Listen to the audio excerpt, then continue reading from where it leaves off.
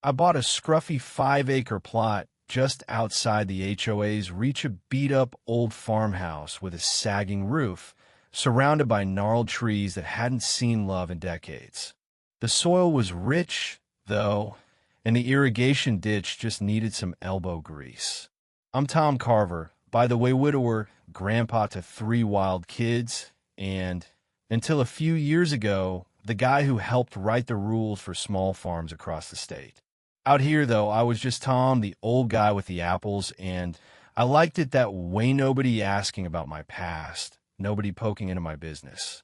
For the first couple of years, it was paradise. I cleared the land, planted 40 apple trees, golden delicious, Honeycrisp, a few heirloom varieties, and by the second spring, the orchard was humming with life.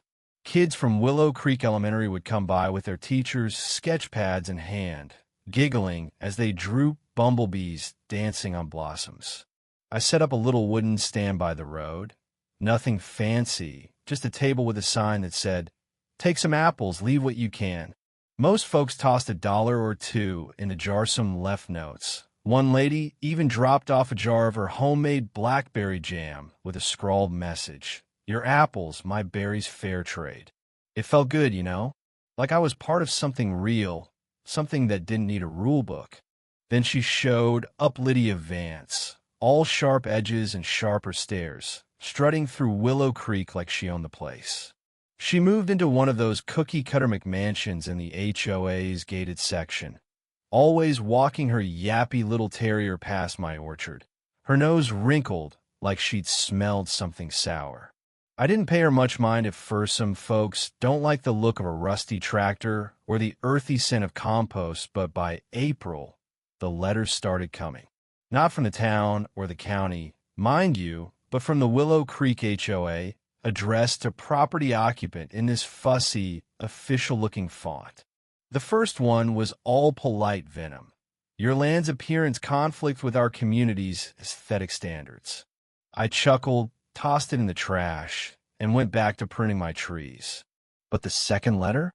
That one got under my skin. Commercial activity, including produced sales, is prohibited within or adjacent to HOA boundaries. I sat on my porch that night, sipping coffee, staring at those words. Commercial activity? My little apple stand wasn't a business, it was a gift, a way to share. I knew my rights, though. I'd spent years writing the very laws they were trying to twist. My land was zoned agricultural, exempt from their nonsense under state code I'd helped draft.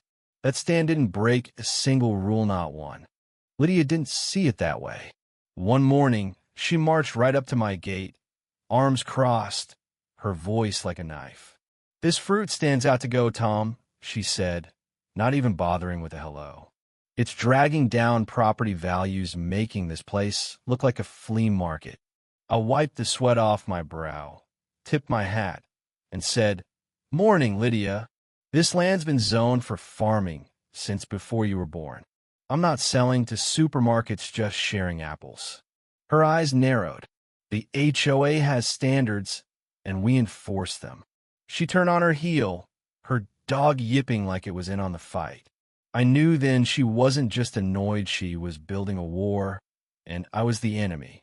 The letters kept coming, each one thicker, wordier, trying to sound like it came straight from a lawyer's desk. They quoted bylaws I knew didn't apply, threw around terms like adjacent land compliance and community integrity. I laughed, but it was the kind of laugh you let out when you're tired, when you know someone's trying to scare you into submission.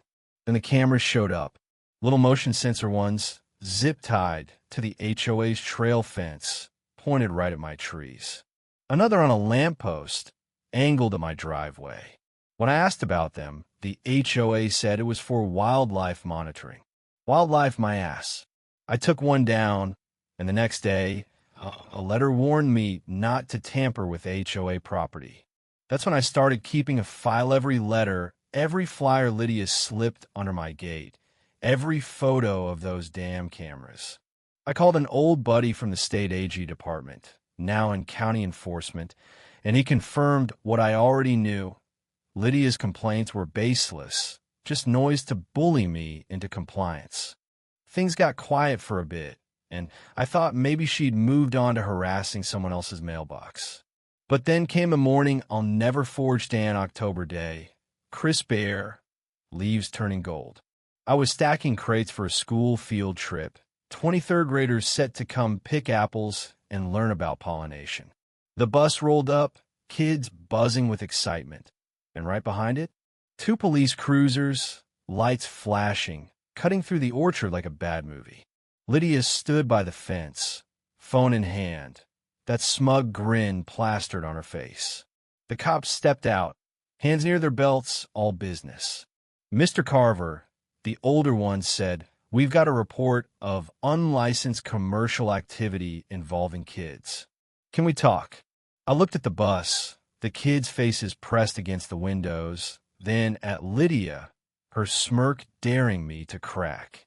I took a breath, smiled, and said, "Sure, officer, but you might want to run my name first." The younger cop pulled out a tablet, tapped a few times, and his eyes went wide. He whispered something to his partner, who looked at me like he'd just seen a ghost. "Mr. Carver," he said, quieter now, "you were with the state AG Enforcement Division?" I nodded. "Director, retired. 25 years. They stepped away from the bus, out of earshot from Lydia, who was still lurking, pretending to fuss with her scarf. The older cop rubbed his neck. "We got a call about an unregulated event and contaminated soil. Sounds like nonsense, but we had to check." I handed them my binder zoning maps, exemption codes, soil tests, all in order. They flipped through it, their shoulders loosening. "You're good, sir," the older one said, snapping the binders shut. "Sorry for the hassle." Lydia wasn't having it. She stormed over, voice sharp enough to cut glass. "You're just letting him go? There are kids here. This is a hazard." The cop raised a hand. "Ma'am, this land's not under HOA control. You got no say here." Then he grinned just a little. "And you don't know who you're messing with. Tom Carver wrote the book on this stuff." Lydia's face went red, her mouth flapping like a fish out of water. The cops left, the kids poured out of the bus, and the orchard filled with laughter again. Lydia just stood there, frozen, like she'd finally realized she'd picked the wrong fight. But Lydia didn't quit, she doubled down. Flyers started showing up in mailboxes, bold red headlines screaming about Tom Carver's secret agenda and government insiders exploiting our neighborhood. She dug up an old photo of me from a state AG conference, spinning some wild tale about me, turning Willow Creek into a produce hub for shady experiments.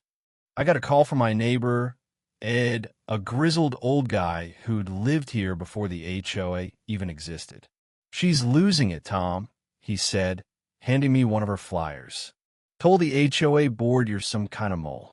I shook my head, half laughing, half pissed. She wasn't just coming for my apples, she was trying to rewrite who I was. I'd had enough. I dusted off my old files, letters, commendations, the laws I'd helped write in, walked into an HOA meeting for the first time. The room went quiet when I stepped in, my old work jacket still carrying the state AG council pin. Lydia was at the podium, mid-rant about unregulated spaces, when she saw me. Her voice caught, but she forced a smile. "Mr. Carver, here to address our concerns?" I took the mic, calm as ever. "I'm here to set the record straight. For 10 minutes, I laid it out me years in AG enforcement, the laws protecting my land, the binder full of proof I handed to every board member.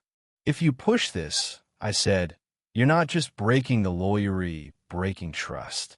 The room was dead silent. Then a few people clapped. Lydia looked like she'd swallowed a lemon. After that, I didn't stop. I filed a public records request with the HOA, and what came back was gold mails where Lydia told the new president, some hotshot named Ryan, he's bluffing. No one checks the codes. She'd even mocked up a flyer suggesting my soil was toxic. I sent it all to a reporter friend, Sarah, who'd covered my work back in the day. Her article, "The Apple Orchard Rebellion," went viral, shared across farming forums, neighborhood groups, even veteran pages. Suddenly, I wasn't just Tom with the apples, I was the guy who stood up. Lydia went quiet, but I knew she wasn't done. Sure enough, she tried one last movie, a petition to the county to reclassify my land's exemptions. I called an old colleague, Dr. Ellen Hayes, now running the state AG oversight board. She sent a letter confirming my land status, no questions asked. I filed my own motion with the county, forcing a public hearing. That night, the town hall was packed, farmers, teachers, even Pastor Jim with his Bible tucked under his arm. I stood at the podium, binder in hand, and said, "This isn't about apples, it's about what happens when fear turns neighbors into strangers." The crowd clapped, loud and real. Lydia spoke too, her voice tight, all about community standards and order. But the panel shut her down. "Your claims have no standing, Ms. Vance. Cease your actions against Mr. Carver." She left without a word. A week later, the HOA voted her out, 6-1. Ryan sent me a note, apologizing, admitting he'd been swayed by her lies. The orchard became something bigger after that. I turned it into a community trust, open for school trips, veteran picnics, anyone who wanted to learn or just sit under the trees. We held a cider day with musicians and kids running wild, and a winter lantern walk that lit up the orchard like a dream. People left notes, drawings, stories. One kid's crayon sketch called it Tom's Peace Orchard. That one's framed in my barn now. Karen's gone, now moved to some fancy condo 2 towns over, last I heard. Her lawsuit against the HOA fizzled, but it dug up more dirt emails showing she'd targeted other neighbors too, like a mom with a daycare and a vet with a workshop. The county banned her from ever holding an HOA seat again. Willow Creek changed after that. People planted flowers, kids played outside, the neighborhood felt alive again. I spoke at a state forum later, helped draft a bill to rein in HOAs. But honestly, I'm just happy to be back on my porch, scouts snoring at my feet, watching the apples ripen. So what do you think? Was I right to dig in my heels, or should I have just moved my stand? Ever had a Karen in your life, trying to control what's not theirs? Drop a comment, share your story, I am all ears. And maybe, just maybe, swing by Willow Creek someday. The apples are on me.